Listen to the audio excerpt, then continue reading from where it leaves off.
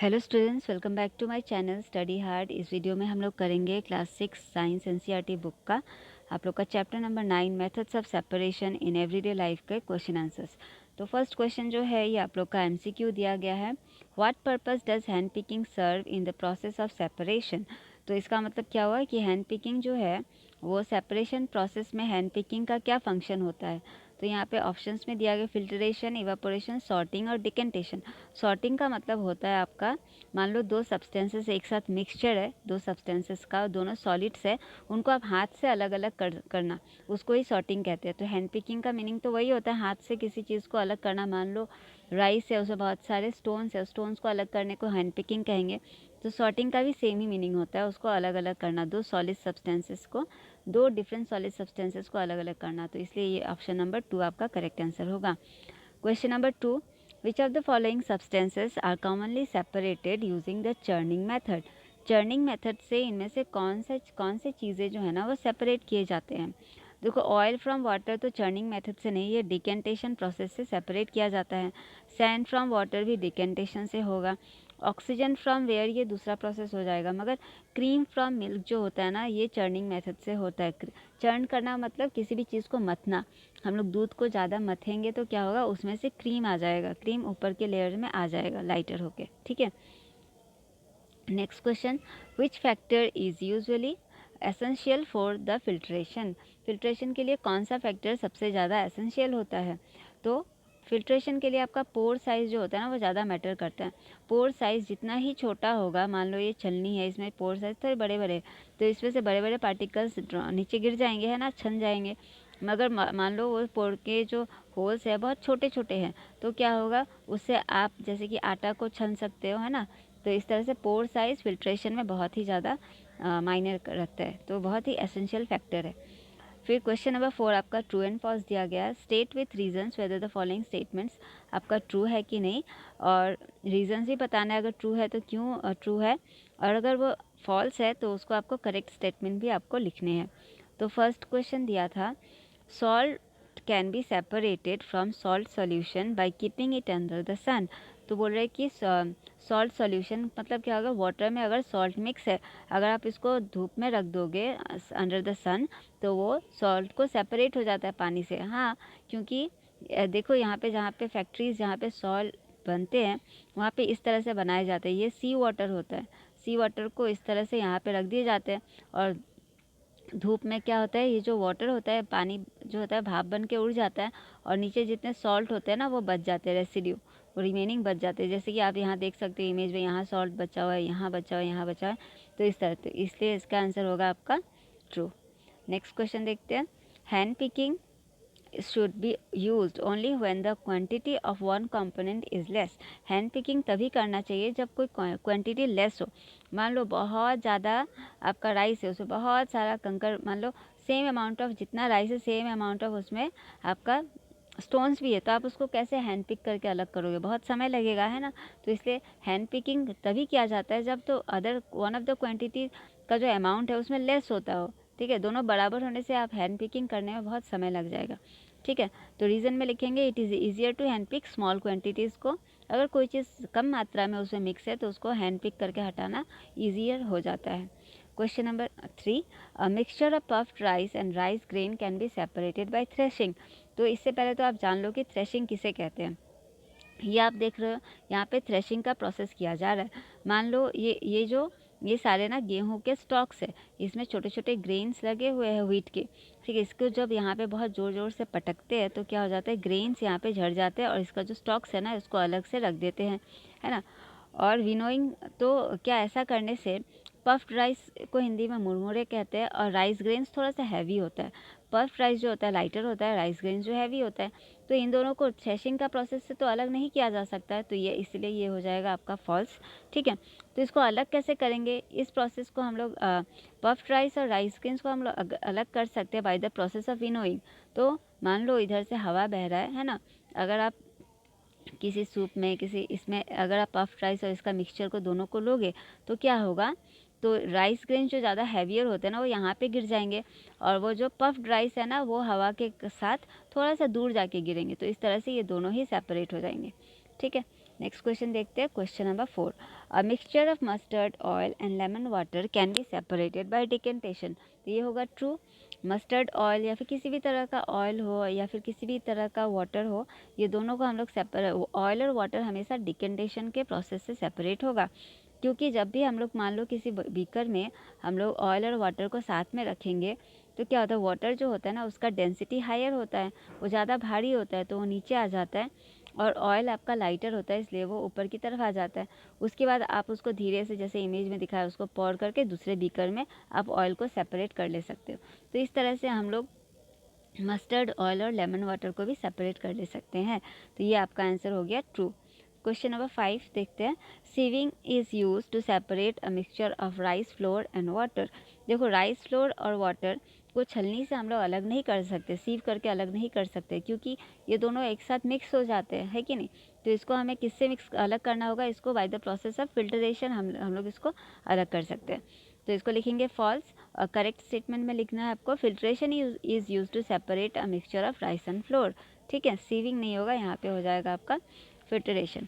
Question number 5, match the mixtures in column 1 with their method of separation in column 2। तो यहाँ पे कुछ mixtures दिए गए आपके कॉलम 1 में, और वो किस मेथड से हम लोग इसको सेपरेट कर सकते हैं, ये कॉलम 2 में है, तो इसको आपको मैच करना है। यहाँ पे सारा आंसर्स दिया गया, आप लोग देख सकते हो। तो ग्राम फ्लोर, और ग्राम फ्लोर मतलब क्या होता है, बेसन है ना, उसको अगर मिक्स किया गया है विथ ब्लैक ग्राम, चने के साथ, तो उसको हम लोग कैसे सेपरेट करेंगे, बाय सीविंग। तो क्या होगा, चना ऊपर ही रह जाएगा और बेसन नीचे छन जाएगा। Chalk powder mixed with water, उसको हम लोग फिल्ट्रेशन से अलग कर सकते हैं।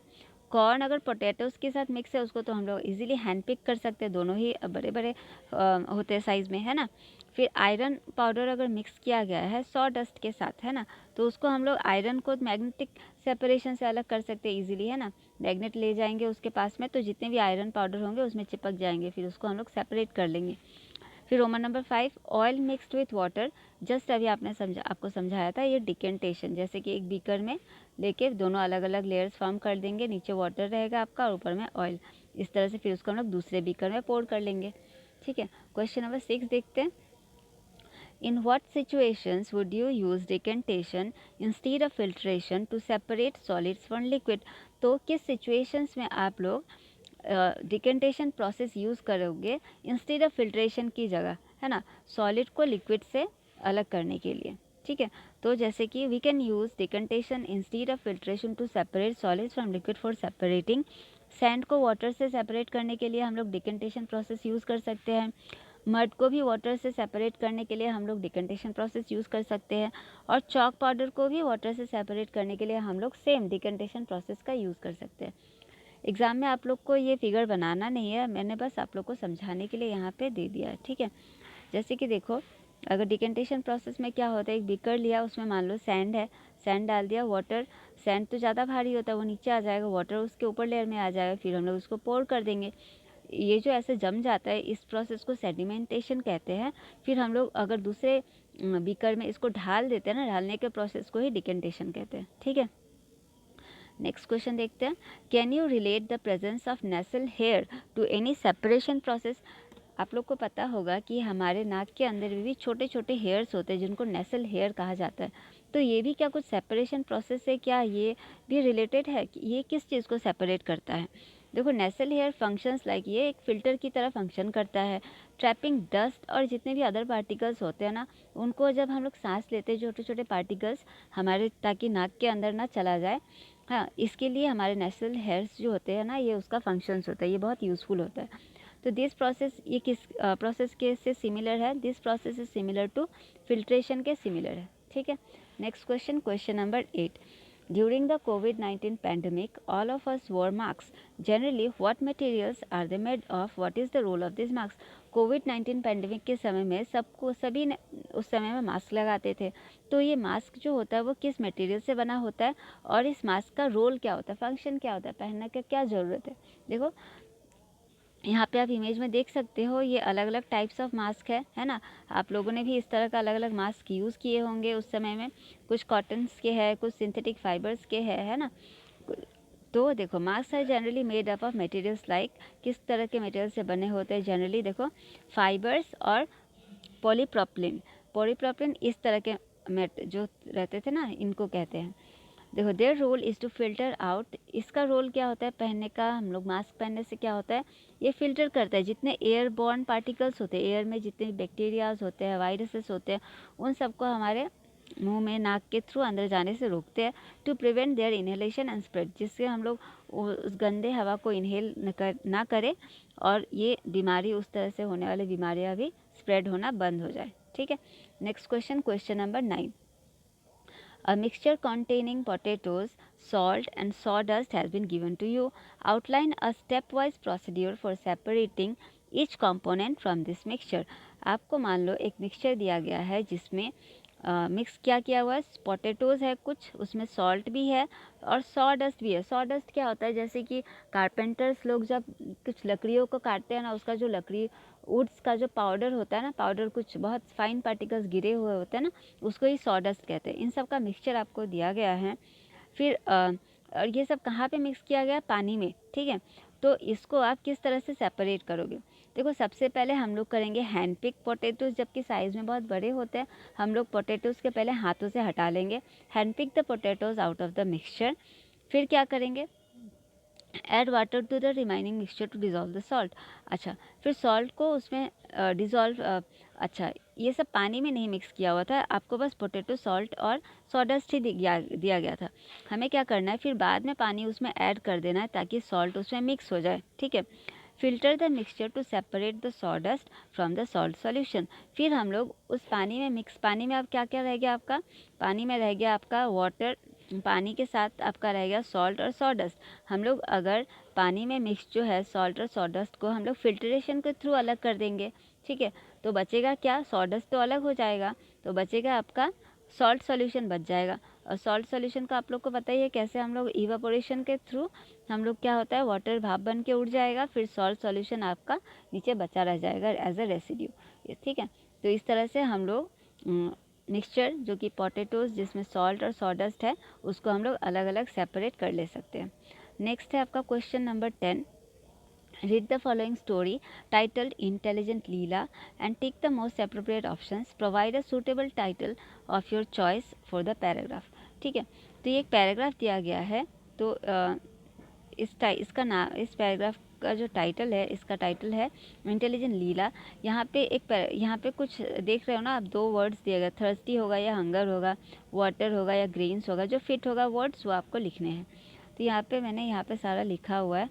ठीक है, आप लोग यहाँ से नोट डाउन कर लेना। इसमें एक्सप्लेनेशन के लिए वैसे कुछ है नहीं, आप लोग यहाँ से बस नोट डाउन कर लेना। ठीक है, आप लोग को वीडियो कैसा लगा, आशा करती हूँ आप लोग को वीडियो अच्छा लगा होगा। सारे क्वेश्चन आंसर्स मैंने कोशिश की है कि शॉर्ट करके दिया है ताकि आप लोग को लर्न करने में कोई प्रॉब्लम ना हो, और सारे इमेजेस के साथ समझाए हैं ताकि आप लोग को अच्छे से समझ में आ जाए।